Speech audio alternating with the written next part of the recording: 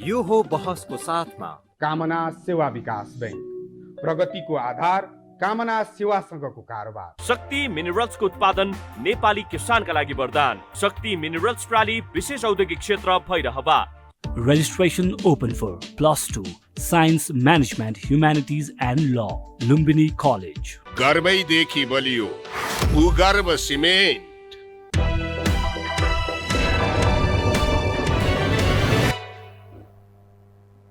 नमस्कार, यो हो बहसमा म यहाँहरूलाई हार्दिक स्वागत गर्दछु। जीवराम भण्डारी।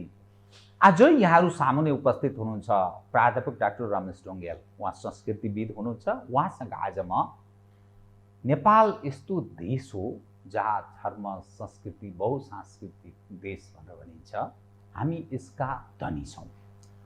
पूर्वीय संस्कृतिको हामी कुरा गर्छौँ। खास गरी यो देश तपोभूमि जप तप भूमि भनेर भनिन्छ।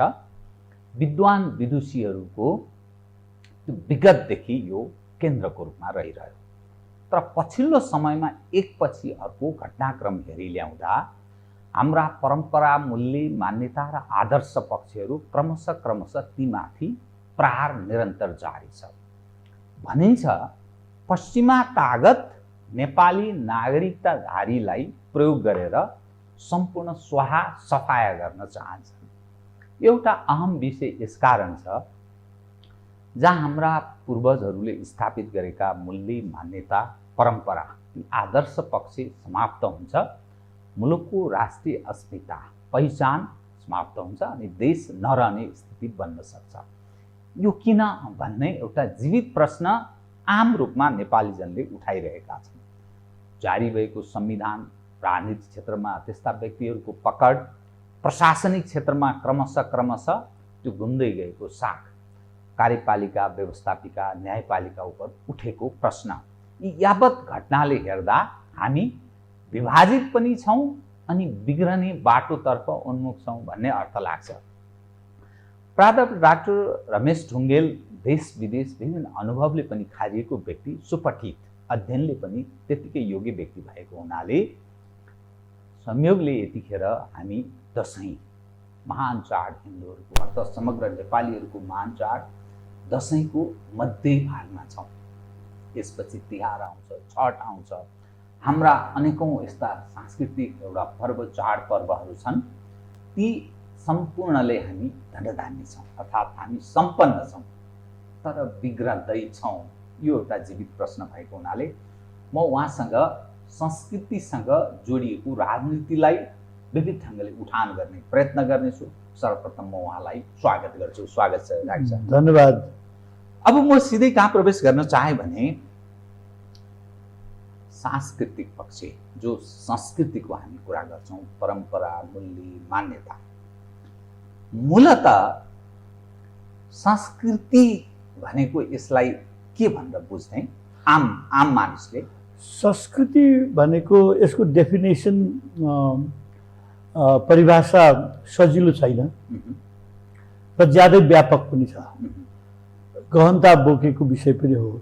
तर साधारणतया मान्छेले जीवनयापन गर्ने क्रममा त्यो आफू बसेको भूमि, त्यो भूमिलाई सदुपयोग गरेर मातृभूमिको रूपमा अथवा चाहिँ नि त्यो पितृभूमिको रूपमा, जे रूपमा भनौँ, त्यो भूमिलाई सम्मान गर्दै त्यहाँको वस्तुस्थिति, त्यहाँको परिवेश अनुसार उसले चाहिँ नि आफ्नो जीवनयापन गर्ने क्रममा त्यहाँबाट उब्जनी गर्ने, त्यहाँबाट चाहिँ नि सुरक्षा लिने, त्यहाँबाट चाहिँ नि सम्पूर्ण आफ्नो चाहिँ नि त्यसलाई जोगाउँदै त्यो गर्ने क्रममा जुन किसिमका चालचलनहरू उसले बनाउँदै जान्छ, त्यसलाई चाहिँ नि वास्तवमा संस्कृति भनिन्छ। इन जेनरल, छिटो सामान्यतया त्यो संस्कृति हो। तर त्यसमा अब संस्कृतिभित्र उनले बनाएका धरोहरहरू, चाहे त्यो स्थिर धरोहर हुन् अथवा मन्दिर, पौवा, धर्मशाला, विहार, छेउतेन, गुम्बा, जे भनौँ, अब यस्ता भनौँ, या चाहिँ नि अब अर्को हाम्रो भन्दा अन्यत्र जगतमा हुनुपर्ने चाहिँ नि चर्चहरू भनौँ, त्यस्ता कुराहरू भनौँ, ती पनि संस्कृतिका कुराहरू हुन्। तर मुलुक सापेक्ष हुँदो रहेछ। त्यहाँ आफ्नो दिनचर्या जसरी चलाउने हो त्यस एकदम। अनुरूप आफ्नो व्यवहार अनुकूल बनाइने एकदम, किनभने त्यो त्यहाँको हावापानी, त्यहाँको वनस्पति, त्यहाँको भू बनोट त्यसले मान्छेलाई सेप गरेको हुन्छ। त्यो सेप गर्दाखेरि संस्कृतिहरू बन्दै जान्छ। उसले त जीवनयापन गर्ने हो। जीवनयापन गर्दाखेरि कसो गर्दा कुन पक्षमा चाहिँ नि देउराली राखिदियो भने त्यहाँको चाहिँ नि ध्वजा हल्लिरहन्छ, उसलाई थाहा पाउँछ। कुन पक्षमा पर्खाल लगाइदियो भने त्यहाँ हावाले छेक्छ, उसले थाहा पाउँछ। कहाँको रुखको वनस्पतिले आफूलाई फाइदा गर्छ, त्यति बेर त पहिले त हस्पिटलहरू, अहिलेको चाहिँ नि मोडर्न सुविधाहरू त छैन। मान्छे त प्रकृतिसँगै हुन्छ। त्यसो हुनाले प्रकृतिसँग भिजेर त्यो चाहिँ नि आफ्नो जीवनयापन गर्ने क्रममा मान्छेले जे बनाउँदै जान्छ त्यो संस्कृति। लामो अनुभवको त्यो खारिएको एकदम, तस्बिर रहेछ। एकदम। त्यसो हुनाले संस्कृति जोगाउनु भनेको मानवको सबभन्दा महत्त्वपूर्ण इतिहास हो। त्यो सभ्यता, परम्परा, पुरा। इतिहास पुरा। पुरै रहेछ, कम्प्लिट तस्बिर रहेछ, कम्प्लिट। पूर्ण तस्बिर। अनि किन त यो पछिल्लो अवस्थामा यो रूढिवादी सामन्ती सोच, अव्यवहारिक, यसले त परिवर्तनलाई बाधा सिर्जना गर्छ। यी सब ध्वंस गर्नुपर्छ अनि त्यसपछि मात्रै हामी अनि यो समृद्ध हुन सक्छौँ। यो सोच खास गरी शासक प्रशासक, मूलतः राजनीतिक वृत्तका जो नेपाली जनले नै चयन गरेका छन्, ती व्यक्तिहरू यो चिजमा बढी रुचि राख्दछन्। किन? त्यसको दुईटा मात्रै म चाहिँ नि त्यो देख्छु, दुईटा मात्रै कारण। एउटा ज्ञानको कमी, अल्प ज्ञान हुनु या ज्ञानै नहुनु। भने त अल्पज्ञानीहरू यो देशमा हाबी भए एकदम छ, त्यो त दुर्भाग्य। संसारमै पोलिटिकल कुरा मान्छेहरू सबै ज्ञानी हुन्छन् भन्ने छैन, तर उनीहरूको व्यवस्था कस्तो हुन्छ भने ज्ञानीहरूको सर्कल बनाएर उनीहरू लिने गर्छन्। तर यहाँ होइन, त्यो होइन, यहाँ पटक्कै होइन। एउटा त्यो, अर्को स्वार्थ, निजी स्वार्थ, र त्यो स्वार्थले गर्दा बनाइएका सुपरफिसियालिटी, त्यो सतैपन, त्यो चाहिँ स्वार्थलाई त्यो चाहिँ समर्थन गर्छ त्यसले।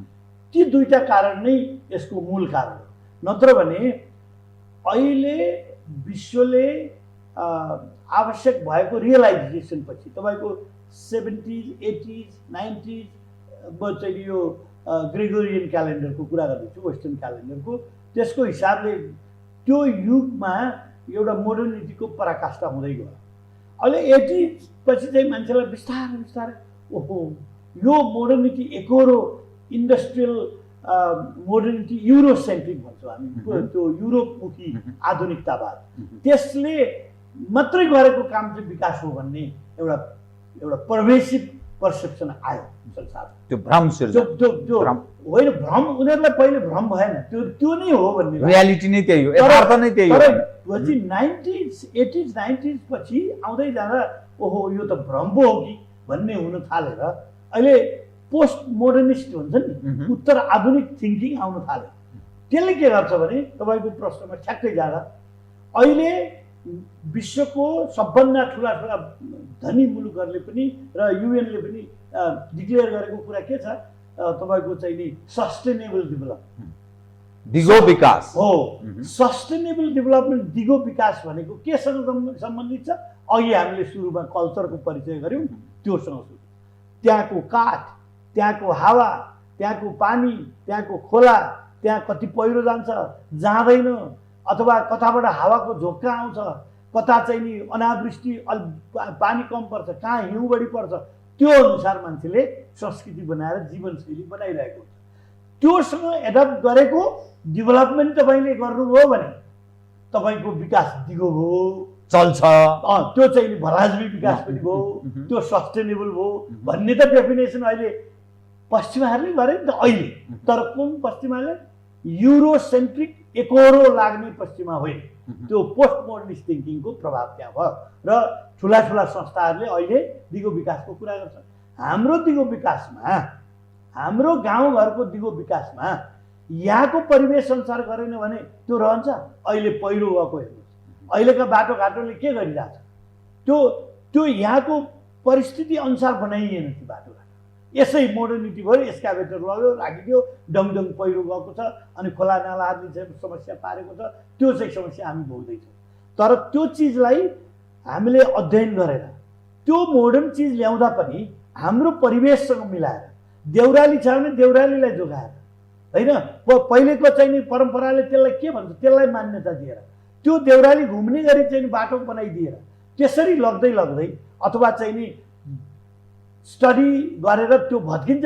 जसरी चाहिँ नि एक्सपिरियन्स हाम्रो चाहिँ नि पुर्खाहरूले यहाँ यो चलायो भने, यहाँ रुख रोपेन भने चाहिँ पहिरो जान्छ भन्थे, अनि त्यहाँ चाहिँ नि बाँस कतै लगाउँथे, कहीँ चाहिँ नि घारी लगाउँथे, कहीँ चाहिँ जङ्गल लगाउँथे, अनि त्यसलाई धेरै चलाउँदै थिए केही वर्ष, अनि अर्कोपट्टि खेती गर्थे। तर अहिले छैन, एक्सकाभेटर लगाइदिएपछि कहाँ छ, जहाँ सोझो जान्छ त्यहाँ हानिदिन्छ।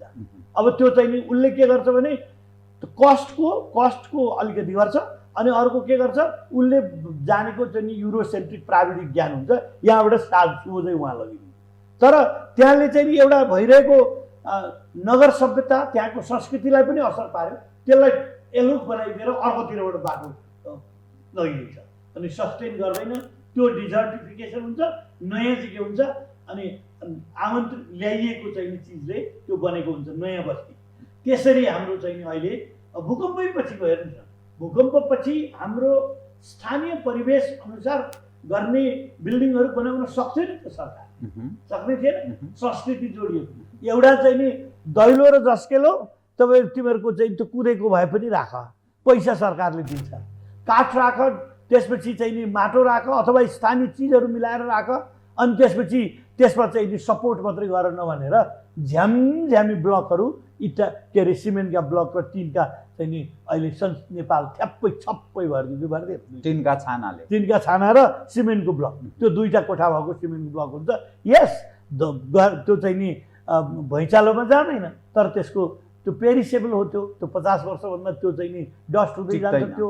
अब अनि ल्याउनु पर्यो, इट्टा कहाँबाट ल्याउनु पर्यो, ती ब्लकहरू इट्टाको प्रेस्क्राइब गरिदिएका छन् हाम्रो टेक्निक, त्यो चाहिँ कहाँबाट ल्याउनु पर्यो, इट्टा भट्टा भएको ठाउँबाट। इट्टा भट्टामा के चिज आइन्छ, कोइलादेखि लिएर ती सबै ल्याइएका चिजहरू चाहियो। अब त्यसको इन्भाइरोमेन्टको असर त्यत्तिकै भयो, र नेपालमा चाहिँ सबै भैँचालोपछि के भयो, ती ब्लक्सहरूको जङ्गल अहिले सिर्जना भयो कि भएन। हाम्रा भैँचालोमै अब तपाईँको चाहिँ नि न्यातपोल देवल जस्तो 7 तले मन्दिर चाहिँ नि ती चाहिँ नि त्यो चाहिँ नि त्यत्रो 8 झन्डै 8 रेक्टर स्केलको भैँचालो हल्लिँदा कहिले तल घच कहिले यता चाहिँ नि उत्तर दक्षिण गर्दा पनि त्यो चाहिँ नि पूर्व पश्चिम उत्तर दक्षिण हल्लिँदा पनि त्यो त चाहिँ झरेन, किनभने त्यो वास्तविक आफ्नो वास्तुशैलीले बनाइएको थियो। हाम्रा 2 तले घरहरू भैँचालोले झमझुममा भत्किने कुरै थिएन, या त्यो चाहिँ नि अलिकति प्रविधि पनि लगेर चाहिँ त्यसलाई सपोर्ट गरिदियो। तर कसरी आयो हाम्रो बुद्धिमा, युरोसेन्ट्रिक मोडर्निटीले सम्पूर्ण आफ्ना स्थानीय चिजहरू प्रयोग नगर्ने, सिमेन्ट गर्ने, कस्ट बढी पराउने, सरकारले चाहिँ पैसा दिने, त्यो नष्ट हुने, त्यो त्यस्तो मूलत र हाम्रो संस्कृति नाश हुने। त मूलत हाम्रो यो शिक्षामा दोष छ कि यो खास गरी राजनीतिक वृत्तका कथित जो हाम्रा शासकका रूपमा रूपान्तरित छन् यी मानिसको मस्तिष्कमा त्यो भाइरस प्रवेश छ कि, अथवा प्रशासकहरू र हाम्रा प्राविधिकहरू त्यो अयोग्य व्यक्ति हुन् के कारणले, कि या जान त्यो प्रहार गर्न खोजिएको हो? यो यस्तो लाग्छ मलाई, शिक्षामा पनि हाम्रो त्यसप्रति सोच चाहिँ नभएकै हो, शिक्षामा सोच नभएको हो। तर चाहिँ नि अब उचित नलेज भइसकेपछि आफ्नो परिवेश अनुसार त्यो शिक्षालाई चाहिँ नि ढाल्न सक्ने हाम्रो त्यो प्रतिभा चाहिन्थ्यो, त्यो चाहिँ नि लगाउन छोडेर के गरियो भने, यहाँ त अब यस्तो हुन्छ नि, इन्टरनेसनल मनीको कमिसन खोर छ यहाँ, त्यसले असर पारिरहेको छ। ती चाहिँ नि बडेका चिज ल्यायो भने बडेको चाहिँ कमिसन त्यहाँनिर आउँछ। त्यो युरोसेन्ट्रिक पर्भेसिभ त्यो चाहिँ नि विकासको लहर भनेकै, विकास भनेको चाहिँ तपाईँ भन्नु न, पश्चिमा सभ्यतामा भएको शिक्षा पद्धति, पश्चिमा सभ्यतामा भएको घर बनाउने पद्धति, पश्चिमा सभ्यतामा भएको सडक बनाउने पद्धति, पश्चिमा भएको सम्पूर्ण रहनसहन सबै त्यो नल्याएसम्म त्यो हाम्रो समृद्धि र विकास भन्नेको चाहिँ नि त टेस्टिमोनी नै भएन नि, त्यसलाई मात्रै भन्यो नि। म कहिलेकाहीँ के भन्छु, पूर्ण ग्रहण गर्यो सबै आगन्तुक। मैले कहिलेकाहीँ के भन्ने गर्छु भने, एउटा चाहिँ नि ठुलो टुप्पीको शिखा बाँधेको एउटा चाहिँ नि हाम्रो महामहोपाध्याय आउनु जहाँबाट भए पनि आउनुभयो अथवा इन्डियाबाटै आउनुभयो। अब चाहिँ नि उहाँका चाहिँ 5, 6वटा 7वटा 8वटा डिग्री छन्। अब ती चाहिँ नि वास्तविकताको चाहिँ व्याख्या गर्न सक्छ। हाम्रो धर्मशास्त्रको पनि व्याख्या हुन्छ, परिवेशको चाहिँ नि समाजको पनि व्याख्या गर्छ। त्यो चाहिँ नि उहाँ सम्पन्न पनि हुनुहुन्छ। उहाँ चाहिँ नि हेलिकप्टर चार्टर गरेर पनि आउन सक्नुहुन्छ। त्यस्तो छ, प्रभावशाली पनि छ। त्यो एयरपोर्टमा आउनुभयो उहाँ भने। र एउटा क्रिस्चियन चाहिँ नि एउटा सुट टाई लगाएको चाहिँ नि त्यो टोप सोप ह्याट लगाएको यहाँ विकासको लहर त्यस्तै सम्पन्न दिन सक्ने मान्छे आयो भने भिड कहाँ हुन्छ। त्यो एउटा जोगी आयो, त्यो 12-72 कुरा गर्छ चाहिँ नि पहिलेको चाहिँ नि हावादारी कुरा, ठाडो टोपी टुप्पी त्यत्रो टुप्पी पासेको छ, त्यो हेर्ने दृष्टिकोण खुइलिसकेको कुरा।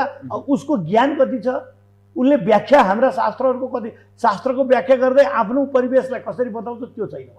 हाम्रा चाहिँ नि हाम्रा आफ्नो परिवेशमा अघि जुन त्यो अनुभवबाट बाँच्ने क्रममा भएका मेडिसिनल हर्ब्सहरूको चाहिँ नि कसरी हामी त्यसलाई युटिलाइज गरेर पैसा कमाउन सक्छौँ त्यो पनि सुन्दैन नि। तर के छ भने त्यो सुट टाई लगाएको ह्याट लगाएको मान्छे चाहिँ आउँछ, ऊ चाहिँ नि इन्टरनेसनल मनीको छ भने त्यहाँ भिड हुन्छ। ओके, अनि त्यो अर्को चाहिँ के आयो भने त्यो डगमेटिक साधु फेनेटिक आयो। अब अर्को त्यही क्रिस्चियन आयो भने फेनेटिक हुँदैन, ऊ पनि धार्मिक हो नि त। उसको नि उद्देश्यभित्र त धर्म छैन। तर त्यसलाई चाहिँ के हुन्छ, त्यसलाई हामी भन्छौँ त्यो सुकिलो ह्याट लगाएको त्यसले लिएर आउने कुरा चाहिँ विकास र समृद्धिको बाटो भन्छौँ। अर्को चाहिँ कुनै हालतमा पनि त्यो विकासको बाधक भनेर व्याख्या गर्छौँ अहिले। हो कि त्यो एब्सोल्युटली हाम्रो सोचमा परिवर्तन हुनैपर्छ, नभएसम्म हाम्रो विकासको सम्भावना छैन। त्यो चाहिँ नि आफ्नो चाहिँ नि अस्तित्वलाई जोगाएर आफ्नो परिवेश अनुसार दिगो विकासको यहाँ सम्भावना त्यस सोचले हुँदैन। त्यस कारणले हामी के भयौँ, हामी केटाकेटी हुँदाको कुरा म तपाईँलाई उदाहरण दिन्छु। हामी एकदम चाहिँ नि अब यो सल्ट त्यो चाहिँ नि उताबाट ल्याएको धुलो नुन खानुपर्छ। यहाँ चाहिँ ढुङ्गाको नुन खान्थे पहिले हाम्रो बाजेहरू ल्याइकन, अब पाउन पनि छोड्यो, डल्ला नुनहरू खान्थे। त्यो धुलो त्यसले त गर्छ सबै काम, ढिके नुन खान्थ्यो। अब त्यो तर अहिले चाहिँ अर्को ल्याउने भयो। त्यति बेला चाहिँ त्यो ढिकेलाई रिजेक्सन गरेर सबभन्दा पहिले त्यो चाहिँ नि त्यो प्रोसेस गरिएको नुन ल्याउने भने। तर अहिले के छ, त्यो नुन हामी इन्डियाबाट ल्याउँछौँ अहिले टाटा। अहिले खराब त्यो चाहिँ नुन छ भन्ने छ। अहिले भरिसक्के तपाईँको ब्ल्याक सल्ट हालेर अहिले चाहिँ नि प्रोसेस भइरहेछ, रियलाइजेसन अहिले हो। तर त्यसले हानि गर्ने त गरिसक्यो। अब कुनै बेला चाहिँ नि बच्चाको कुरा भयो, स्तनपान गराउनु हुँदैन नि, आमाको चाहिँ स्वास्थ्यमा खराब हुन्छ भन्ने थियो। अहिले के भयो, 20-30 वर्षको बिचमा ठिक्क परिवर्तनको त्यही फेरि अर्को किसिमको लहर आयो।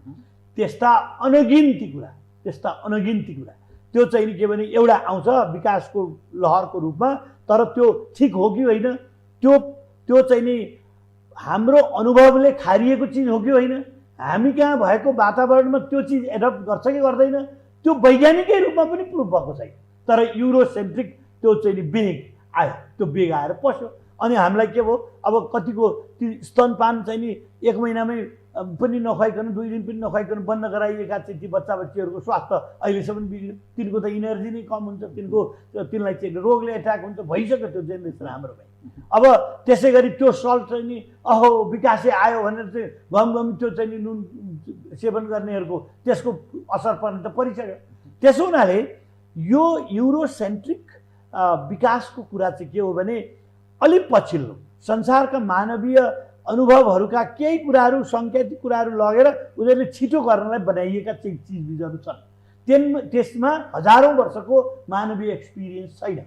त्यसो हुनाले त्यो कुरा, पहिलो कुरा त स्थानको चाहिँ नि परिवेशले गर्दा तपाईँको त्यो सबै लागु नहुन पनि सक्छ। दोस्रो कुरो त्यो चाहिँ नि मानवीय अनुभवकोले खारेको छैन। त्यसो हुनाले त्यो चाहिँ भोलि ब्याकफायर हुनसक्छ। नत्र भने रोग व्याधिको कुरा गरौँ, हामी भर्खरै त्यत्रो रोगले चाहिँ नि गऱ्यौँ, के भयो भन्ने थाहा छ नि हामी। अब त्यसको असर त परिरहेको छ, थाहा छैन मान्छेलाई, त्यसको निदानको चाहिँ नि पूर्ण छैन। अझै अर्को किसिमको फर्मको आउन सक्छ भने त 2 वर्षसम्म त चाहिँ नि लट्काइदियो नि संसारलाई, लट्काए। अर्बौँ त्यो गणना गर्न नसकिने पैसाको चाहिँ नि क्षति, विकासको क्षति भएको भए। त्यसो हुनाले तर अब त्यो त त्यस्तो आउँछ कि भनेर उनीहरू वनस्पतिसँग लागेर त्यो यहाँ त गरिरहेको थिए नि त। पहिले सब एकदम चाहिँ गरेको तपाईँको चाहिँ नि ती घाँसको कुसका कुरा भन्नुहोस् अथवा चाहिँ नि त्यो वनस्पतिबाट आइने चिजबिजहरू त्यो अनुभवका आधारमा उनीहरूले के हुँदा चाहिँ कस्तो गर्दाखेरि त्यसलाई युज गर्ने भन्ने ती थिए। ती चाहिँ जम्मै हटाएर तिनको चाहिँ नि ठाउँमा प्लान्टेसन अथवा जोगाउने छ भने तिनलाई हटाइदिएर अर्को किसिमको रिप्लेस भयो र चाहिँ नि संस्कृति पनि मर्यो र हाम्रो त्यो सस्टेनेबिलिटी पनि डुब्दै गयो। यसैसँग कथाले के विषय उठान गर्न जरुरी ठाने मैले भने हजुर हामी कहाँ प्राज्ञिक क्षेत्र र प्राज्ञहरू यससँग हाम्रा परम्परा मूल्य मान्यता हाम्रो संस्कृति बचाउने जिम्मेवारी लिएका कतिपय राज्य संयन्त्रका ती सङ्गठनहरू यी यावत विषय उपर तिनीहरू के सरेन्डर उनीहरूले आत्मसमर्पण गरेको स्थिति हो या उनीहरू नै कसैबाट परिचालित पोषित समूहहरूको वर्चस्व कायम भयो या के कारण हो त जसले हाम्रो परम्परा मूल्य मानेर तपाईँ संविधान हेर्नुहोस् एक खालको छ उड जस्तो छ एउटा भन्छ के भन्छ अर्कोमा जान्छ अर्को भन्छ त्यस्तो पूर्ण हो कि होइन समाज एकपछि अर्को त्यो एज अ होल दिग्भ्रमित हुँदै हुँदै सरी गएको छ। यी सबै चिजले हाम्रो समाज कहाँ प्रवेश गर्दैछ भनी ल्याउँदा के देखिन्छ त बताउनुहोस् त। यस्तो नि यो विकृति नै हो तर दुर्भाग्य के छ भने गहन सोच र यो पोजिटिभ सोच छैन नेतृत्व वर्गमा अधिकांश केसमा। अधिकांश त भन्नु पर्यो नि किनभने त्यो यो नेतृत्वमै चलिरहेको छ। हाम्रा यी विचारहरूलाई चाहिँ नि राम्रोसँग त्यो सुन्ने रिफ्लेक्सन हुने अवस्था छैन। अब तपाईँ भन्नुहोस् न एनामोली र समस्याका कुराहरू हामी गरिरहेछौँ नि।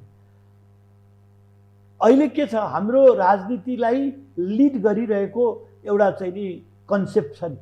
त्यो कन्सेप्ट के हो भने मान्छेको मानवीय पहिचान होइन। पहिचानको रिलेसन केमा हुन्छ? पहिचानको रिलेसन संस्कृतिसँग हुन्छ होइन। संस्कृति केले हुन्छ त हामीले भनिसक्यौँ अघि। संस्कृति त स्थानले बनाउँछ। अब सबभन्दा अग्रगामी भनिएको सो कल्ड तर होइन है त्यो चाहिँ अग्रगामी चाहिँ होइन त्यो कथित हो त्यो कथित अग्रगामी हो। किनभने भ्रम कसरी छ भन्ने म अहिले बताउँछु। पहिचानको कुरा गर्नु एकदम राम्रो कुरा हो। हामी कुन परिवेशमा हुर्क्यौँ अघि भन्यौँ नि हामी कस्तो जङ्गल थियो त्यहाँ कस्ता खोला नाला थिए कस्ता खेती थिए त्यो अनुसार संस्कृति बनायौँ। हाम्रा चाहिँ नि देउरालीमा पूजा गर्ने कुलदेवता पूजा गर्ने पनि त्यही अनुसार गऱ्यौँ। सुनालट्टे झाँक्री झक्रिनी फलानाका पहाडमा बस्ने सुनालट्टे झाँक्री झक्रिनी भन्दै पूजा गर्न थाल्यौँ। त्यो त्यहाँको परिवेश हो नि होइन। त्यो हो नि परिचय। त्यो परिचय तपाईँको जीवराम भण्डारीको पनि छ रमेश ढुङ्गेलको पनि छ चन्द्रबहादुर गुरुङको पनि हुन्छ होइन पासाङ शेर्पाको पनि हुन्छ हुँदैन अथवा वाङचुक दोर्जेको पनि हुनसक्छ सबैको चाहिँ त्यो हुनसक्छ अथवा चाहिँ तपाईँको चाहिँ नि चन्द्रनारायण चौधरीको पनि हुनसक्छ। त्यसो हुनाले त्यो त्यो हुनसक्छ होइन हुन्छ। त्यसो हुनाले त्यो पहिचान त राम्रो कुरो हो संस्कृतिको। तर पहिचान भनेपछि स्थानीय परम्परा संस्कृतिप्रति पहिले आत्मसात गर्नु पर्यो समर्पण हुनु पर्यो त्यसलाई जोगाउनु पर्यो। त्यो जोगाउने भन्ने मान्छेले नै ती चाहिँ डगमेटिक हुन् भनेर धामीलाई कुट्ने जोगीलाई कुट्ने महात्मालाई कुट्ने पण्डितलाई कुट्ने अनि त्यसपछि त्यो त्यो सम्पूर्ण कुरा नगर्ने गाई पूजा नगर्ने भैँसी पूजा गर्ने होइन जे मन लाग्यो उही व्याख्या गर्ने के पूजा गर्नुपर्छ भन्ने अथवा चाहिँ के त्यो रुखमा गएर झुन्ड्याएर चाहिँ नि ढ्याङढ्याङ ढ्याङ्ग्रो बजाउने भन्ने त्यसले के हुन्छ?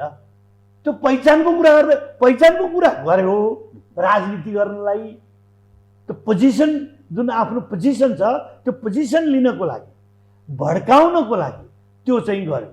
तर वास्तविक त्यसको चाहना त्यसको आवश्यकता छ। त्यो आवश्यकताको इम्प्लिमेन्टेसन पक्षलाई चाहिँ लात हानेर उसैले खटाएर दियो। किनभने तपाईँको चाहिँ नि गुरुङहरूले एउटा उदाहरण दिएको नि शेर्पाहरूले स्याब्रु नाच्छन् त्यो आफ्ना स्थान जग्गामा नाच्छन् आफ्नो लुगा लगाएर आफ्नो परिवेशमा नाच्छन् त त्यो नाच्नु त्यो संस्कृति हो त्यसको होइन। गुरुङहरूको त्यस्तै छ। अब रोधिकादेखि लिएर सम्पूर्ण छन् त्यो घाब्री लामाहरूको कुरा हुन्छ त्यो त्यहाँ छँदैछ। तर ती चिजलाई त्यहाँ सम्वर्धन गर्ने लामाहरू त कुटिए, लामा कुटिए नि, घ्याब्री कुटिए नि, तिनका थानहरू भत्काइए नि, तिनप्रति नेग्लेक्ट गरियो नि। अनि के हो विकासको लहर भनेको त्यही अघि तपाईँले ह्याट लाएको त्यो चाहिँ नि आउने। त्यो पनि अब केमा चाहियो भने एउटा सिद्धान्त आफू इम्प्लिमेन्ट गर्नु नपर्ने एउटा सिद्धान्त बोकेको छ। त्यो सिद्धान्त त्यो क्रिस्चियन मान्छे अथवा आफै पादरी होस् या त्यसको समर्पित मान्छे होस्, त्यो आयो भने पनि उसले के सिद्धान्त बोकेको छ आफ्नो आफ्नो डम्फुको त्यो प्रति उनीहरू लाग्ने भए होइन। अब त्यसले चाहिँ नि लेफ्टिस्ट आइडियोलोजीको कुरा गर्ने भए, त्यो पक्षका मान्छेले त्यसलाई तानेर चाहिँ नि त्यो गर्ने भए होइन, स्वागत गर्ने भए र उसले भनेका कुराहरू विकासका कुरा भए उनीहरूलाई समृद्धिको बाटो त्यो हुने भयो। अब अर्को क्यापिटलिस्ट किसिमको चाहिँ नि आयो होइन, अर्को किसिमको मान्छे आयो त्यही वेस्टर्नै, क्रिस्चियन त छँदै छ नि, उसको आफ्नो धर्म परम्परा छँदै छ, त्यो आयो, त्यसले छोडेको छैन, कहाँ छोड्छन् त। अनि त्यो चाहिँ नि आयो, त्यो पनि अनि त्यसको पक्षका मान्छेले चाहिँ स्वागत गर्दै जाने भए। रिजेक्सन त कसलाई भयो? त्यो पण्डितलाई मात्रै हुने भयो नि। यहाँ त त्यो 14वटा विषयमा मास्टर गऱ्यो भने पनि त्यो त रिजेक्सनै छ नि। ती दुइटै त रिजेक्सन छैन, एउटा पक्ष। किनभने त्यो सिद्धान्त हाम्रो परिवेशमा नढालिकन एज इट इज रूपमा त्यो चाहिँ नि त्यो लादिएको छैन। आफ्नो परिवेशमा बुझ्ने बुझाउने तपाईँको चाहिँ नि ढङ्ग अथवा चाहिँ त्यो ज्ञान त्यो लेभल छैन, बुझ्नु भएन। अब तपाईँको चाहिँ नि कुन परिवेशमा युरोपमा धर्मनिरपेक्ष, हाम्रो संस्कृतिको कुरा पनि धर्मनिरपेक्ष आयो, किनभने त्यहाँ धर्मका मठाधीशहरूले राज्य गर्थे। त रेमनेन्स त्यसको अझै बाँकी छ, पोपको त राखिदिएको छ नि, जहाँ गए पनि पोप कत्रो स्वागत हुन्छ।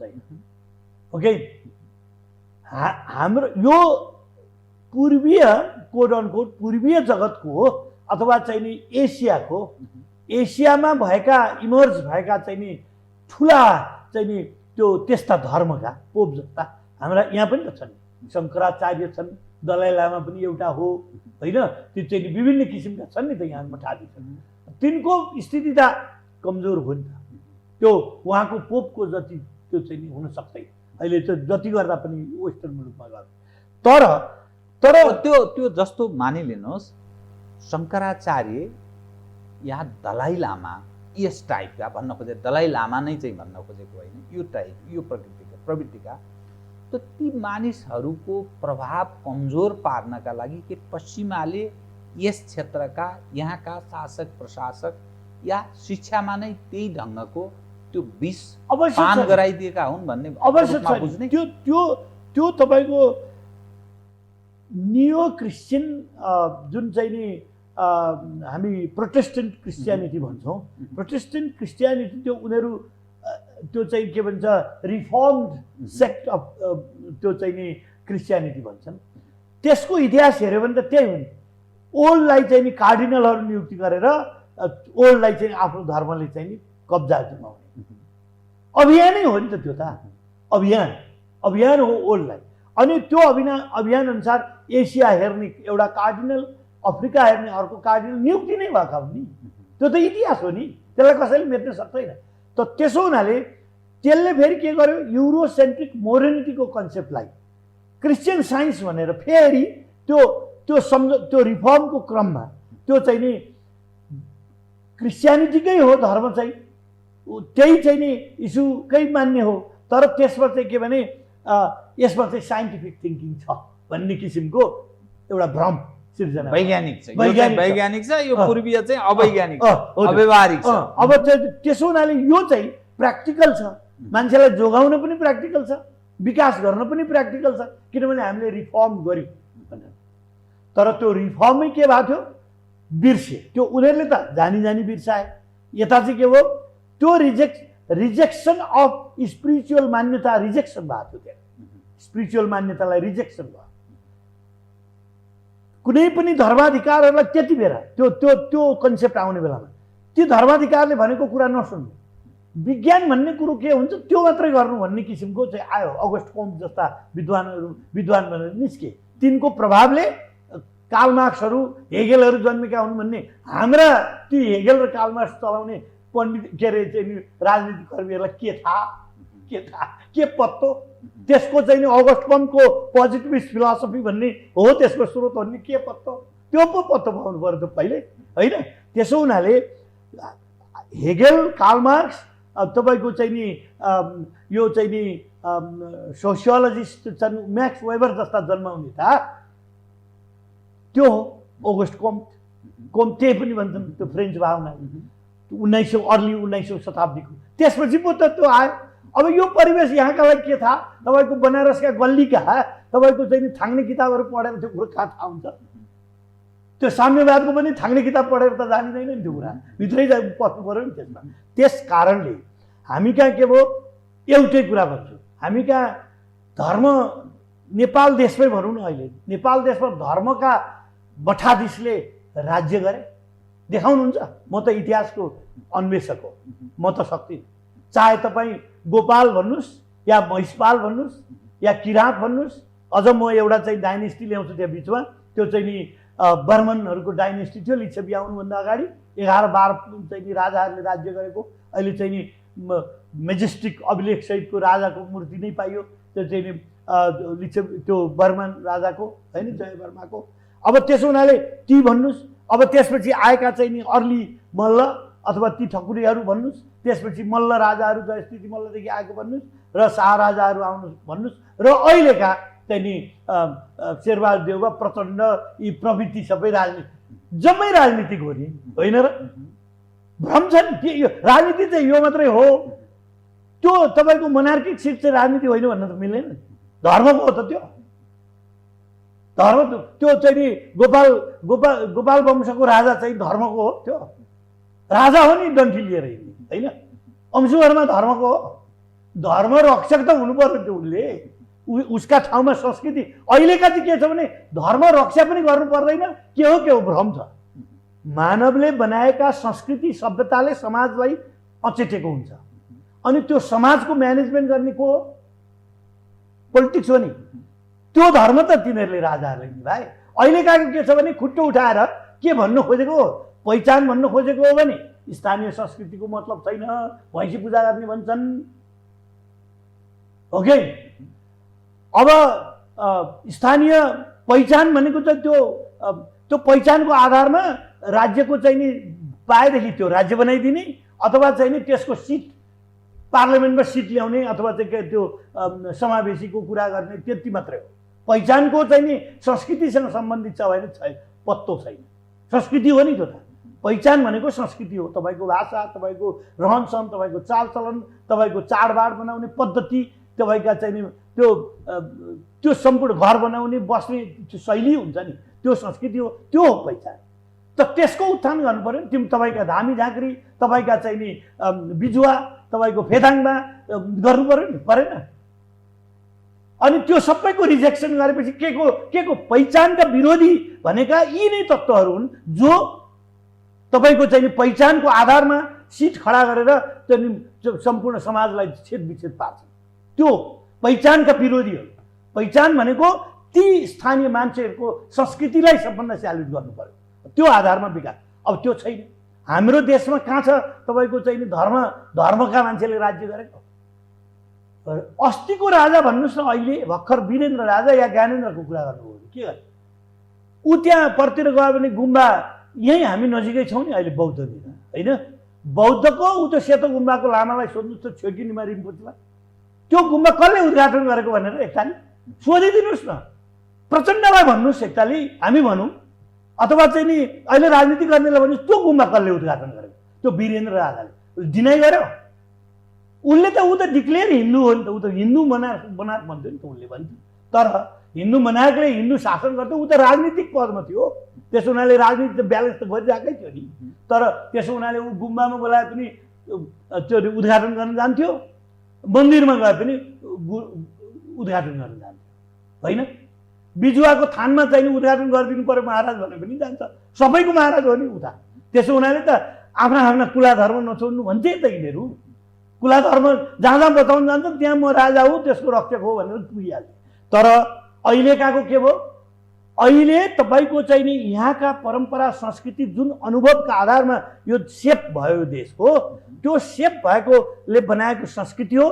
त्यो संस्कृतिलाई मतलब नगरिकन सुरुक्कै तपाईँको चाहिँ नि आफ्नो गहन अध्ययन नगरिकन यो परिवेशलाई नबुझिकन बाहिरबाट आयातित चिजलाई स्वीकार गर्दै हुलिएको हो नि त त्यो विधानमा तपाईँको चाहिँ नि धर्मनिरपेक्षता लादिएको हो नि।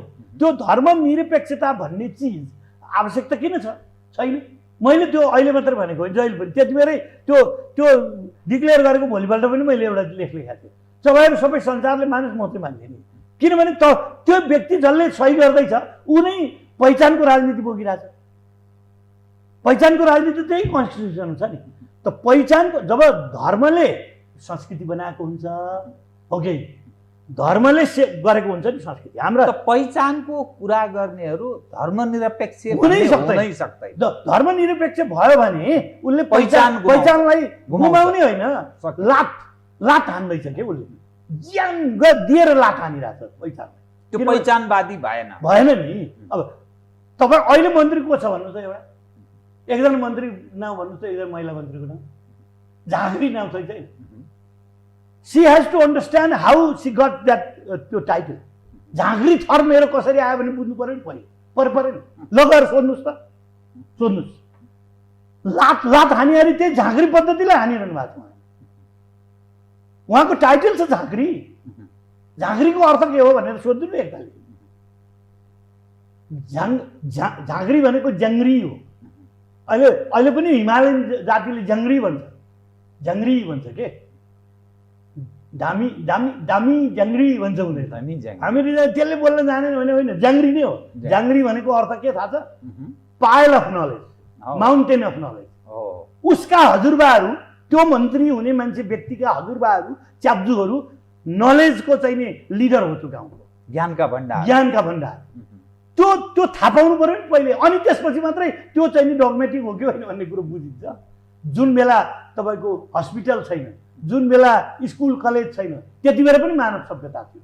त्यस्तो विलक्षण चाहिँ नि इतिहास बोकेका छौँ हामीले। त्यो बोकेको चिज उहाँको चाहिँ नि जीवनमै नाउँमै बोकेको छ उहाँले टाइम। तर त्यो कुराको व्याख्या गर्नु जरुरी छैन। के को व्याख्या गर्नुहुन्छ? कार्ल मार्क्सको गरिदिनुहुन्छ, त्यो पनि इम्प्लिमेन्ट गर्दै भए त हो नि। कार्ल मार्क्स त कति पढेको थियो, त्यसरी पढिदिने भए त हो नि, होइन? कार्ल मार्क्स के गर्थ्यो? जङ्गबहादुर चाहिँ नि युरोपमा पुगेर तमासा देखायो भने उसलाई रिस उठ्थ्यो, त्यो पनि बुझ्थ्यो। त्यो जङ्गबहादुर कहाँबाट आयो भने पढ्थ्यो विरोध गर्नलाई पनि, होइन?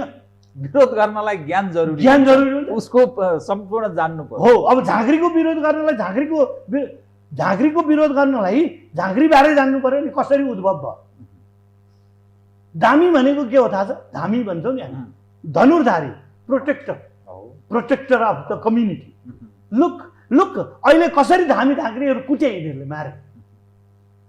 अब त्यो उसलाई ज्ञान हरायो भने पनि त्यो धामी झाँक्री गर्नेलाई पहिलेको ज्ञान हामीले बरु दिएर पो राख्नु पर्यो। त्यस्ता परम्परा त यसको अर्थ जो यहाँले भन्नुभयो नि, कुटे पिटे, हाम्रो परम्परा संस्कृति, यी हाम्रा पूर्वजहरूले स्थापित गरेका मान्यताहरू, त्यसमाथि प्रहार भयो भनेर जो भन्नुभयो, जो देखिएको तस्बिर यथार्थ पनि बताउनुभयो, त त्यसमाथि प्रहार हुनुको अर्थ यो प्रायोजित ढङ्गले यो पक्षलाई प्रयोग गरिएको थियो पश्चिमाहरूबाट, अथवा हाम्रो संस्कृति समाप्त पार्नका लागि भनेर बुझ्ने? पक्का पश्चिमबाट चाहिँ नि सुरुमै मैले भने नि, त्यो आजभन्दा 200-400 वर्ष अगाडिदेखि नै त्यो अभियान सुरु भयो। 16th सेन्चुरीमा रिफर्मेसन अभियान सुरु भयो। त्यहाँ रिफर्मेसनमा 4 कार्डिनल राखेर संसारमा क्रिस्चियनिटी बाहेक अर्को कुनै पनि बेस्ट धर्म छैन भन्ने उनीहरूको व्याख्या भयो। यहाँको चाहिँ नि त्यहाँ पुग्न सकेन। त उनीहरू विजेता भए, हामी हार्यौँ, सक्यौँ। अफकोर्स त्यो अवस्थामा हामी पुग्यौँ, पक्का हो नि। त एउटा बताइदिनुहोस् त, आम मानिस कसरी भ्रमित हुन्छ र ऊ त्यसलाई नायक ठान्दछ, जो आफ्नो संस्कृति परम्परा मान्यतामाथि प्रहार गर्ने त्यो व्यक्ति, त्यो नै नायिकेलाई ऊ चयन गर्दैछ, कसरी त्यो सम्भव हुन्छ? साराका सारा मानिस कसरी दिग्भ्रमित हुन्छ भनेर मान्नु? एकदम हुन्छ। त्यो द्वन्द्व त भइरहेको छ। मैले तपाईँलाई अस्ति पनि हामी एउटा प्रसङ्गमा चस्स गऱ्यौँ नि, त्यो म एकतालि क्विकली ल्याउन चाहन्छु।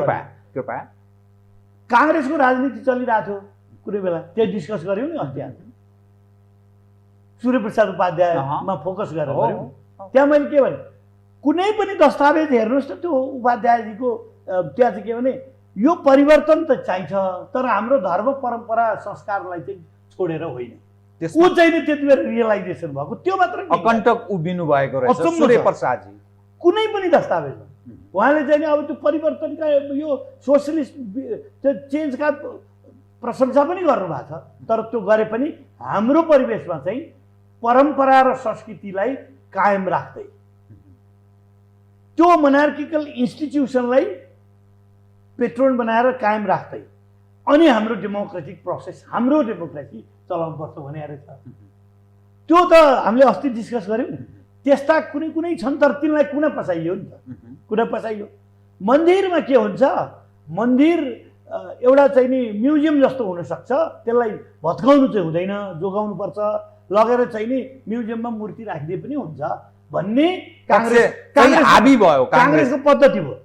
त्योभन्दा पछि हामीले कस्तोसम्म देख्यौँ भने त्यो मन्दिरै आगो लगाएर फाल्ने भयो नि। त्यो सामन्तहरूको भिड हुने ठाउँ हो, त्यो नचाहिँदै डगमेटिकहरूको भिड हुने ठाउँ हो भनेर अस्तिसम्म त्यहाँ चाहिँ झम्पल लाउनलाई ठिक्क पारेर चाहिँ नि पुरै फेरे होइन। यहाँ परम्परामा चाहिँ कसरी त्यो परम्परा बस्यो भने थाहै नपाइकन त्यो कहाँबाट ल्याएर अत्तान पत्ता चाहिँ हुनै नहुने कुरा गरेको हो कि होइन, हो कि। आज तपाईँको त्यसले जुरुक्क उठेर पशुपतिनाथले तपाईँलाई आशीर्वाद पनि दिनुहुन्न होला, दण्ड पनि दिनुहुन्न होला, तर विश्वासको त्यो तपाईँ एकछिन तपाईँ त्यो देवपाटनको चाहिँ त्यो मन्दिरको जङ्गल भएको जुरुक्क उठाएर फ्यालिदिनुहोस्। काठमाडौँको गति के हुन्छ ल विचार गर्नुहोस् त। त्यसपछिको त्यो सोच भयो यिनीहरूमा, भयो त्यो सोच छैन नि। त्यस कारणले पहिचानको संस्कृतिमा त त्यस्ता कुराहरू बाँधिएका हुन्छ। श्लेषमान त वनको हुन्छ, किराँतेश्वरको हुन्छ, त्यहाँ गुहेश्वरीको कुरा हुन्छ। गुहेश्वरीलाई बुद्धिस्टले के भन्छ, नैरातमा देवी भनेर फेरि त्यो पूजा गर्छन्। मञ्जुश्रीले मञ्जु पत्तन भने, अर्को चाहिँ नि हिन्दू धर्मकाले देवपत्तन भने। अब भन्न त त्यही ठाउँलाई भने नि होइन। त्यसो हुनाले यसरी समन्वय भएर गइरहेको छ। मान्छे चाहिँ आकर्षित छन्, त्यसले चाहिँ ट्र्याङ्क्विलिटी दिएको छ। एउटा चाहिँ मान्छेलाई एउटा सान्त्वना दिने ठाउँ हुन्छ। कहीँ तपाईँको एकदम गाह्रो हो भने त्यहाँ पुग्छन् मान्छे होइन, तर त्यो सिस्टमै बसेको छ नि, त्यसको सिस्टम छ क्या त्यहाँ। त्यो सांस्कृतिक सिस्टमको केन्द्र भने त्यो झिक्दिनु, बौद्धनाथ झिक्दिनुहोस्।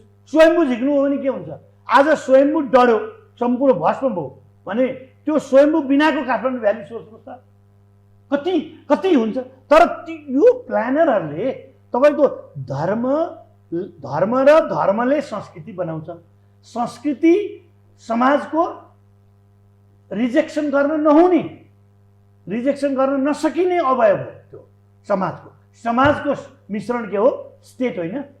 त्यसो हुनाले म्यानेजर अफ द संस्कृति एन्ड धर्म को हुनुपर्छ, पोलिटिसियन हुनुपर्छ नि। तर त्यसले त्यो म्यानेजर हुन सकेन, सकेन होइन, चाहेन, ज्ञानै छैन, चाहेन, स्वार्थले मुजिदियो।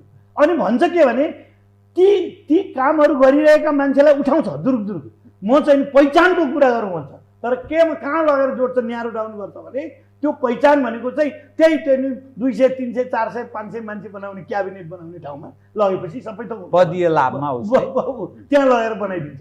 त्यो मात्रै हो भनेर फोकस गरिदियो। तर ठाउँका धामी झाँक्रीका थान कता गए, फेदाङमा बिजुवाका चाहिँ नि स्थानहरू कता गए, उनको महत्त्व इम्पोर्टेन्स कता गयो होइन।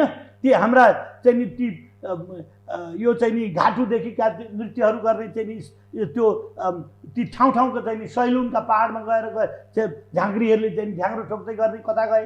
अस्तिको चाहिँ नि यो ऋषि तर्पणीको बेला चाहिँ ऋषि तर्पणी हिन्दूहरूको मात्रै हुन्छ भन्ने कुरा कसरी जान्नु। नेपाल देशभरिका झाँकी प्रतिनिधि झाँक्री चाहिँ नि कुम्भेश्वरमा भेला हुन्छन् त्यो दिन भने परम्परा छ नि त यहाँ। अब त्यस्ता परम्पराहरू जोगाएर चाहिँ राख्यो। त्यसो हुन ती चिज चाहिँ पहिचान भनेको त्यो चिज हो। पहिचान भनेको तपाईँको चाहिँ पहिचान भनेको ठ्याक्क चाहिँ नि पार्लियामेन्टमा चाहिँ नि एउटा चाहिँ नि त्यो सबै जातका नाउँ भएको गइदिनु मात्रै त पहिचान होइन नि। तपाईँ भन्नुहोस् म सम्पन्न छु, म राजनीतिक चाहिँ नि पार्टीको नेता पनि छु, म चाहिँ नि मेरो घरमा केहीको खाँचो छैन, म चाहिँ नि परिवर्तनका कुरा गर्छु अनि समावेशको पनि कुरा गर्छु, तर मेरो श्रीमती चाहिँ नि मेरो एउटा चाहिँ कुनै तामाङ हुनुहुन्छ अथवा शेर्पा हुनुहुन्छ, त्यसो हुनाले त्यसलाई चाहिँ लगाएर खुरुक्क म चाहिँ नि पार्लियामेन्टको मेम्बर बनाइहाल्छु त्यो समावेशीको रूपमा। अर्थ भयो त्यसको, त्यो समावेशीको अर्थ भयो। अर्थ त के हुन्छ, त्यहाँ त्यो त्यो त्यो संस्कृति बचाउने त्यो कम्युनिटी छ नि, त्यो कम्युनिटीको प्रायोरिटी हो। त्यो पद मात्र एउटा झुक्याएर दिएर त भएन नि, भयो त। ल तपाईँ अहिले तपाईँको दिमागमा त्यो पिक्चर आइसक्यो होला, श्रीमान चाहिँ नि एउटा पोजिसनमा, श्रीमती अर्को पोजिसन, एउटा बाहुन, एउटा चाहिँ नि नेवार, एउटा गुरुङ के हुनसक्छ। अब चाहिँ श्रीमती गुरुङ छ भने त्यो छ, त्यही भएको छ अहिले यहाँ। अनि त्यो पहिचान, त्यही गर्नलाई पहिचान ल्याएको हो र पहिचान भनेको त्यो हो, पहिचानसँग समावेश जोडिएको त त्यो हो। त्यो पहिचान भने त्यो त के भने पहिचान भनेको त संस्कृति हो, परम्परा हो, स्थानीयताको मान्यता हो र दिगो विकासको चाहिँ नि त्यो त्यसको महत्त्व हुन्छ त्यसमा। ती धामी झाँक्रीका थानहरू राखेरै, मन्दिरका वरिपरि हुने चाडपर्वहरू फेस्टिभलहरू बचाएरै, त्यसबाट आउने इन्कम, पर्यटनको विकासको चाहिँ नि त्यो बाटो पनि खुलै राखेर चाहिँ नि जानुपर्छ।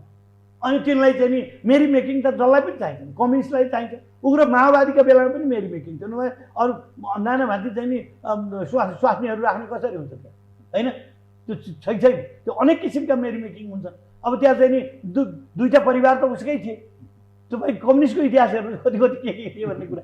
अब त्यसो हुनाले फन, रमाइलो, रेस्ट, आराम ती सबै चाहिन्छ सबलाई। त्यही भित्रका हुने मन्दिरका कुराहरू होइन। अहिले टेलिभिजन थिएन, त्यो थिएन, त्यति बेला मान्छेहरू मन्दिरमा जान्थे, कसैले सङ्गीत गाउँथे, कसैले घाटुका नृत्य गर्थे, कसैको कहाँ भेला हुन्थ्यो, कसैको झाँक्रीका थानमा हुन्थ्यो, कसैले छोक्खाङ भन्छ त्यो चाहिँ नि टिबेटियनहरूको चाहिँ नि सामाजिक घरमा भेला हुन्थे, कि चाहिँ नि गुम्बाको प्राङ्गणमा भेला हुन्थे, कि पशुपतिनाथमा चाहिँ नि गएर यो व्रतको बेला चाहिँ नि हेर्नुहोस् त भिड कस्तो हुन्छ, रिपोर्टिङ भइरहेछ। त्यो त मनोरञ्जन र समाज चलाउने कुरा हो। अनि त्यो कसरी डगमेटिक हुन्छ, त्यो सबै अल इन अल डगमेटिक हुन्छ, रिजेक्सन सुरु हुन्छ, हुँदैन नि। तर त्यो त बुद्धि छैन, बुद्धि छैन, पढाइ छैन, स्वार्थ छ र चाहिँ नि त्यो स्वार्थ चाहिँ नि पैसाको पनि र पोजिसनको पनि स्वार्थ। अनि त्यसपछि तपाईँको चाहिँ के भने त्यो कुरा कसरी उद्भव भयो भन्ने कुरा बुद्धिमा बिल्कुल आएपछि र त्यो चरित्र समाजमा हावी छ, त्यो हावी छ। समाजमा हावी बनाउनमा अब अहिले चाहिँ तपाईँको पोलिटिसियनहरूले बढ्ता गरेको छ। त कसरी त्यो मानिस त्यस्तो पात्रलाई चयन गर्न बाध्य भइरहेको छ भनेर कसरी बुझ्ने? मानव जाति प्राणी जगतमा सबभन्दा बढी ज्ञान, विवेकी, क्षमता राख्ने प्राणी जगतको त्यो मानव जाति चाहिँ त्यति कल्चर्ड छ भनेर भनिन्छ नि। त त्यसका बावजुद पनि प्रकृतिको दोहन, प्रकृतिमाथि विनाश, ध्वस्त सर्वाधिक कसैले गरेको छ भने मानव जातिले नै संहार गरेको छ, समाप्त पारेको छ। अरू प्राणीले त्यो आफ्नो लक्ष्मण रेखा तोडेको छैन, त्यो आफ्नो प्रकृति प्रदत्त काम मात्रै गरेर हिँडेको छ। कसरी मानव जाति सर्वाधिक ज्ञानी हो, अनि त्यो ज्ञानी हो, 21औं सदीका हामी मानव जाति भनेर पुइ पनि गरिन्छ। अनि त्यो गलत मान्छेलाई चयन गर्ने अवस्थामा कसरी प्रवेश गर्छ? म कार्यक्रमको ठिक अन्त्यमा यो दुई विषय उठाउँछु। हेर्नुहोस् न, कसरी कन्फ्युज गरियो भने दसैँको बेला छ अहिले, होइन? त्यो प्रसङ्ग अलिकति जोडौँ यही कुरालाई। सोसाइटी भान्न कसरी सकिन्छ समेट्न धेरै समय लाग्छ, यो संस्कृति बन्न समय लाग्छ, भत्काउन छिटै हुन्छ। म सानो कुरा मात्र, कसरी चाहिँ मान्छे भारियो भने यही होला जस्तो पारिएको छ कि भ्रम। त्यो चाहिँ के भने अलिकति चाहिँ यो आर्थिक सिचुएसनले पनि हो, ठुला ठुला देशहरूको आर्थिक उन्नति भएको त्यो कारणले त्यो चाहिँ नि विकास होला भन्ने लागेको। तर त्यो परिवेश हाम्रो छैन। हाम्रो देश सानो छ, हाम्रो चाहिँ नि बन्न नसक्ने ठाउँमा एउटा देश बनेको छ इन्डिपेन्डेन्ट। त्यो चाहिँ कसैको कन्टिन्युअस अनवरत चाहिँ नि त्यो व्रतै लिए जस्तो चाहिँ नि त्यो एफर्टले गर्दा बनेको हो। त्यसलाई पनि रिजेक्सन गर्न खोजियो। तर त्यो क्रममा म आज दसैँको कुरामा जोड्दा म एउटा सानो बहुत यो उपयोगी पनि हुन्छ। अहिले छ नि दसैँ छोडौँ अभियान, एउटा गरौँ अभियान त छँदैछ। फेरि अब गरौँ भन्नेको पनि यो खर्च गर्ने, कात्रा कुत्रु किन गर्ने मोडर्निस्टहरू, अब डुल्न जाउँ छ नि अहिले, डुल्न जाउँ, यसलाई चाहिँ त्यो पनि अर्को किसिमको रिजेक्सन हो। त्यसलाई चाहिँ नि पलायन हुने त्यो चिज नगर्ने। अब अर्कोतिर के छ, बनाइहाल्यो भने पनि त्यो टिका चाहिँ रातो नलाउनु, ठुलो राजनीतिक हो कि नि, कल्चरभित्र राजनीति हो है। म एउटा कुरा भन्छु, कसरी मान्छेलाई बिगारियो यसको एन्टिक्विटी के छ? टिका लाउने भनेको इन्डियामा त छैन नि, दशहरा त इन्डियामा पनि छ, तर दसैँ छैन। दसैँ कहाँबाट आयो? दसैँ थर कहाँबाट आयो? दसैँ भनेको पश्चिम नेपालबाट आयो। अब खस साम्राज्यको ठुलो पर्वेसिभ त्यो थियो, त्यसो हुनाले दशमीको विकृत फर्म हो दसैँ, त्यति हो। अब मान्छेलाई अहिले के भएर दसैँ भयो होला भन्ने लाग्छ। म यही तपाईँको मिडिया मार्फत, दसैँ भनेको दशमी हो, 10 दिनसम्म पूजा गर्ने विजयादशमी भावना, त्यसैको त्यो करप्टेड फर्म अथवा चाहिँ आफ्नो जनबोलीमा दसैँ भने दशमीको दसैँ भयो होइन, सजिलै हुन्छ नि त्यो। अब त्यसो हुनाले इन्डियामा त्यो छैन दसैँ, किनभने त्यो जुम्लातिर भएको सुरुवात भयो दसैँ चाहिँ। अब तर दशहरा अथवा दुर्गा पूजा त यहाँ छ। दुर्गा पूजा त तपाईँको अहिले तपाईँ यो उहाँको चाहिँ नि नक्साल भगवती, नाला भगवती, पलाञ्चोक भगवती हेर्नुहोस् त, ती त 1600 वर्ष अगाडिका, त्यहाँ त्यही राक्षसै मारिरहेको, त्यही दुर्गाको चाहिँ नि सिंह माहिनी चाहिँ नि त्यो छ। त्यो पनि कलाकारले मूर्ति बनाउने त्यत्रो पर्वेसिभ इन्फ्लुएन्स छ। ठाउँ कसको छ? तामाङहरूको छ है। सिंहलाई वाहन बनाएर चाहिँ त्यो उसले चाहिँ नि त्यो माथि चढेर चाहिँ त्यो राक्षसलाई चाहिँ नि इभिल स्पिरिट हो, त्यो खराब तत्त्वलाई मारिरहेको छ पुरा होइन। अब त्यो मारिरहेको मूर्ति बनाइयो, त्यसको समाजमा व्यापक प्रभाव छ भन्ने बुझ्यो नि त होइन, नभए त त्यो मूर्ति बन्दैन। त्यो त तामाङको गाउँहरू छ, त्यो अहिलेका पृथ्वीनारायणका सन्तानले बनाएको पनि होइन त्यो, किनभने प्रमाण त्यही छ नि त, अभिलेख पनि छ, मूर्ति पनि छ। नक्साल भगवती पनि त्यही हो, त्यहाँ नेवारहरूको पूजा गरेर मन्दिर देख्छौँ हामी, तर त्यो नेवार त त्यहाँ थिएन त्यति बेला, होइन कसको थियो, किनभने प्राचीन कालको हो त्यो त। त्यसो हुनाले दुर्गा पूजा त त्यति बेला नि थियो। तिनीहरू के गर्थे? दसैँ भन्ने बनाउनेले के गर्थे भन्ने बुझिएन कि मान्छे, यसै आफ्नो आफ्नो अर्थ गर्थे। के गर्दैन भने तपाईँले जीवरामले चाहिँ नि रमेश ढुङ्गेलका सन्तानलाई मार्यो, रमेश ढुङ्गेलकाले जीवरामका सन्तानलाई मार्यो, अनि उसको रगत मुछेर चाहिँ नि अक्षता लगाएको हुनाले त्यो अक्षता रिजेक्ट भयो। कहाँबाट आयो त्यो कुरा? भ्रम सिर्जना, त्यसरी दिग्भ्रमित कहाँबाट आयो? सम्पूर्ण खसवालाले जसले दसैँ मान्थे तिनले सेतो दही अक्षता र घिउ राखेर, घिउ ढाकिन्छ दहीमा, किन भने पञ्चामृतमा के छ? दही, मह, घिउ, घृत भन्छ नि, त्यो चाहिँ नि सबभन्दा मिठो मिठो हुने कुरा चाहिँ देउतालाई चढाउने भनेर त्यो बनायो। आफू मिठो खाने चाहिँ सबभन्दा मिठो कसलाई हो? त्यो देउतालाई पहिले चढाउनु पर्छ भन्ने मान्यता, ग्रेट मान्यता हो, आफ्नो समर्थ ग्रेट मान्यता। त्यसो हुनाले आफूले खाने कुरा, मासु खानेले पनि मासु चढाउनु पर्छ, ओके? मासु चढा त्यसै होइन, त्यो चाहिँ मासु मिठो लाग्यो, आफूलाई मिठो लागेको कुरा आफू मात्रै खायो भने त देउता रिसाउँछ भन्ने कुरा हो। कस्तो राम्रो पर्सेप्सन। अब त्यो त्यसो हुनाले उनीहरूले त्यो चामलको टिका अरूले लाउँदैन, इन्डियामा लाउँदैन चामल, ओके? चामलको टिका हामी कहाँ चामलको टिका लाउँछौँ? किन? अहिले त्यो रङको कुरा छोड्यो, किनभने चामल दुर्लभ चिज हो जुम्लामा, दुर्लभ, पाइ नसक्नु। चामल 2 महिना खोज्न कहाँ जानु पर्थ्यो पहिले, 3 दिन हिँडेर है। त्यो चाहिँ नि त्यसो हुनाले त्यो चामल चाहिँ सबभन्दा पाइ नसक्नु चिज हुनाले भगवान्लाई चढाउने, अनि भगवान्को नाउँमा त्यो चाहिँ नि यहाँ निधारमा बुझाउने, अनि त्यसलाई चामललाई अहिले पनि पश्चिम कर्णाली प्रदेशमा टिको भन्छ, थाहा छ? चामललाई टिको भन्छ, चामलको नामै टिको। त्यसो हुनाले त्यो लाउनु नै समर्पण हो। अनि पछि सिँदुर पाउँदैन थियो र 3 दिन हिँडेर सिँदुर ल्याउने चलन थियो। 3 दिन छोराको बिहा गराउनलाई, बुहारी ल्याउनलाई 3 दिन हिँडेर तल कता पुगेर चाहिँ ल्याउँथे, त्यस्तो थियो। अनि रङको जब अलिकति मान्छेको त्यो ज्ञान बढ्दै गयो, बुद्धि बढ्दै गयो, अनि प्राकृतिक रङहरू पनि युज गर्न थाले, नयाँ रङ पनि अन्त बनाउनेले ल्याइदिनु थालेपछि त्यो रङ त्यहाँ हाल्यो भने त त्यो सेतो पनि राम्रो हुन्छ, दही पनि छँदैछ, दही जोडियो क्रमशः फेरेको। त्यसो हुनाले त्यो चाहिँ नि केही छैन, त्यो चाहिँ नि के भने दही अक्षतामा घिउमा त्यो चाहिँ नि राख्नु। अब अहिले चाहिँ नि हिमालतिर जानु घिउको टिका लाउँछन्, त्यो छँदैछ। अब त्यसो हुनाले सेतो लाउँदा चाहिँ त्यो यो हिन्दूवालाको रिजेक्सन हुन्छ, हाम्रो हुन्छ भन्ने जस्तो अनपठित इतिहास, असम्बद्ध इतिहाससँग नमिल्ने वाहियात कुरा अरू केही पनि होइन। तर मैले पनि सेतो टिका लगाएको, विधुवाले मात्रै सेतो लाउँछु भन्ने बेकारको कुरा हो। किनभने सेतो सौम्यमा रहने भएपछि त्यो एकदम झिलिमिली लाग्यो भने अर्को केटाले चाहिँ आँखा लाग्छ, तरुणीमै विधवा भएका छन् भने त्यति बेरको सोसाइटीमा उसलाई कपाल पनि मुण्डन गरिदियो, त्यो पनि अलि अर्काको आँखा नजर नलाग भनेर बस्ने क्रममा सौन्दर्य उनीहरूले अब रङ डेभलप गरेपछि टिका पनि पहिलेदेखिको त्यही दही अक्षता छँदैछ, त्यो राम्रो चाहिँ झिल्के चाहिँ किन पार्नु भनेर त्यो विधवाहरूलाई त्यो चाहिँ नि गरिदिने चलन भएको मात्रै हो। नभए त्यसको पनि केही अर्थ छैन। त्यो चाहिँ नि जुनले जे लगाइदिए पनि हुन्छ, त्यो रङ भनेको एडिसनल एडोर्नमेन्ट। तपाईँले चाहिँ नि यहाँ के अरे मैले यो राखेको छु नि, यो नराखे पनि त हुन्छ नि, होइन? यो मलाई राम्रो लाग्छ भनेर राखेको टिका त्यो रङ थपिएको मात्रै हो। त्यसमा कुनै जातीय संस्कार जोड्नु भनेको त्यो विभाजनकारी त्यो प्रवृत्ति मात्रै हो।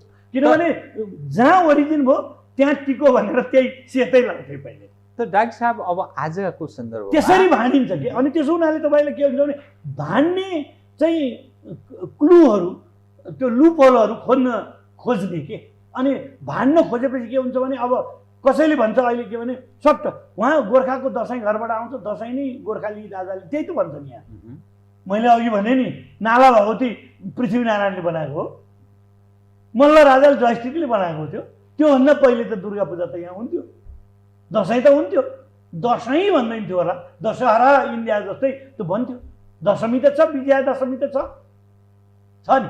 त्यसो हुनाले त्यो त कहिले हो कहिले हामीलाई थाहा छैन, त्यो 2000 वर्ष हुन लाग्यो।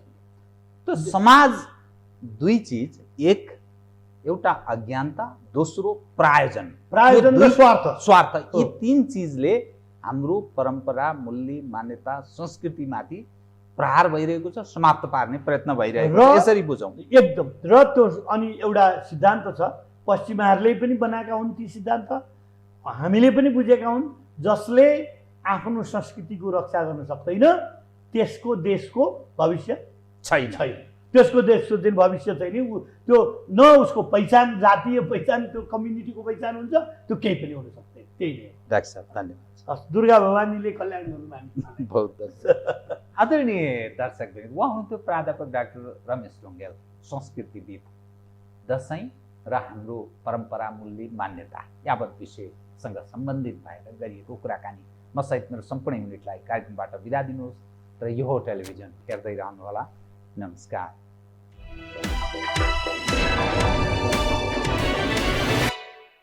यो हो बहसको साथमा कामना सेवा विकास बैंक, प्रगतिको आधार कामना सेवासँगको कारोबार। शक्ति मिनरल्सको उत्पादन नेपाली किसानका लागि वरदान। शक्ति मिनरल्स प्रणाली विशेष औद्योगिक क्षेत्र Bhairahawa. Registration open for +2 Science Management, Humanities and Law, Lumbini College. गर्भैदेखि बलियो भूगर्भ सिमेन्ट